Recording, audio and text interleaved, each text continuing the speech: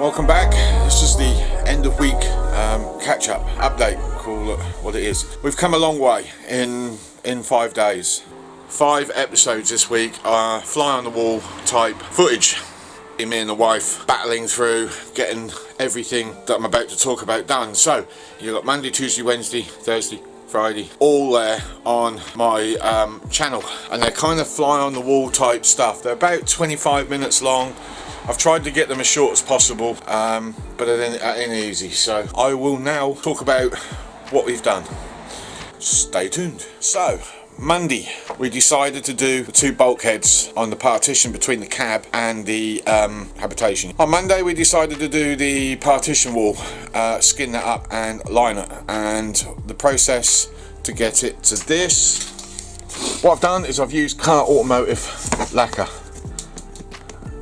Spilt a little bit of glue on it in places as well, but yeah, the trouble we had is we couldn't get this end grain to completely fill. Now I couldn't sand this down because inside the wood it's really cheap plywood, and I mean really cheap. I mean, here's a good example. I don't know if you can see that catching the light, but there's lines.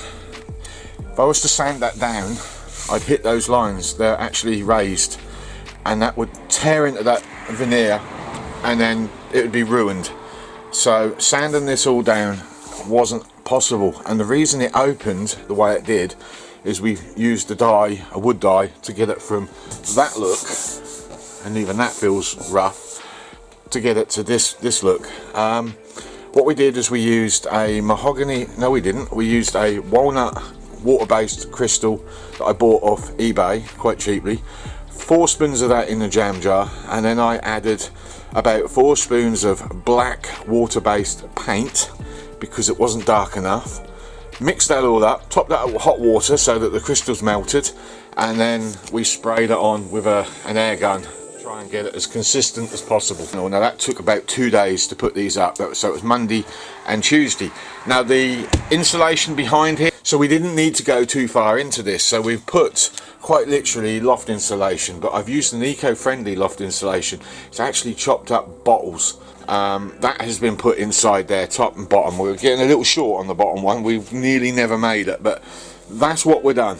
That was Monday and that was Tuesday. Glued and screwed everything back into place. Then on Wednesday we came out and we lined that wall, just this top part of the wall. 1 single skin of plywood. If you remember that floor being cut out, there was a knackered piece of plywood on that floor. We cut strips out of that because it was about 5-6 mil thick, 10 mil thick, something like that, and we've raised that up. The reason for it is when I put the wood on, the wood actually sat higher than the steel.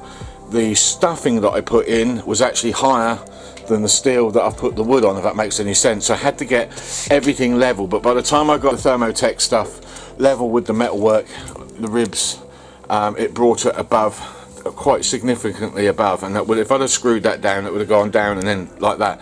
That doesn't help it with the seals that are going on. So we had to build this side up. I also had to drill out some large holes to get to the screws at the back, which are holding the piece of wood on, and as you can see there's a piece of wood on the other side, and I need to keep that there. So I had to do that. We then put on drilling holes where necessary, and then screwed it, but we did muck it up a bit by over screwing in various areas, but that's not a problem. It's not a problem at all, because what we're going to do, even though the cupboards are probably going to sit up here somewhere and some of this is going to be exposed, we're going to put a wooden trim across the top that's going to match that colour there, and then when the slide out comes on, that will sit on that, or it will sit just below that, and then we'll put more trim in.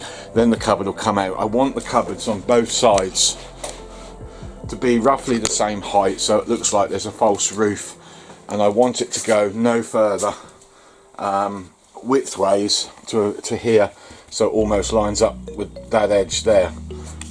So that was Wednesday stroke Thursday. Then on Friday we decided we wanted to put the first piece of roof ply in place. So what we did is we got a load of battens from Wicks, and we've riveted those all in place all the way from the front to as far as I could take it to the back. Can't put one there unfortunately. And then we applied wood in place and glued and screwed that to the ceiling. We used a polyurethane product in a tube for a tube gun, and we glued all the way along the Celotex up there. We had to do it that way. There's no battens there, and I wasn't prepared to cut the wood back to the batten that I previously screwed to, because that would have been here, and that's a problem. That's a waste of wood. Now I could have brought this panel over and took it as far over, but we still have no batten over here, so we've got this problem coming Monday to sort out, resolve, which I'll talk about in a minute. So we've glued and screwed that into place. I've had a little bit of a dribble of stuff and it didn't quite meet to where it needed to, but there is trim work going all the way along that top line anyway. So there's going to be a trim piece go across the roof line, there's going to be aluminium go around the holes and that hole there. There's a piece of trim running across the middle eventually, which will be hollow for wiring. There'll be a piece of box trim go down each corner on each side, so that'll hide that, and there's another skirting board to go down the whole of that floor line. Once we've got that done, we'll then fill in these pieces here ready for the slide out blocks to go into place, which I explained on Thursday's edition.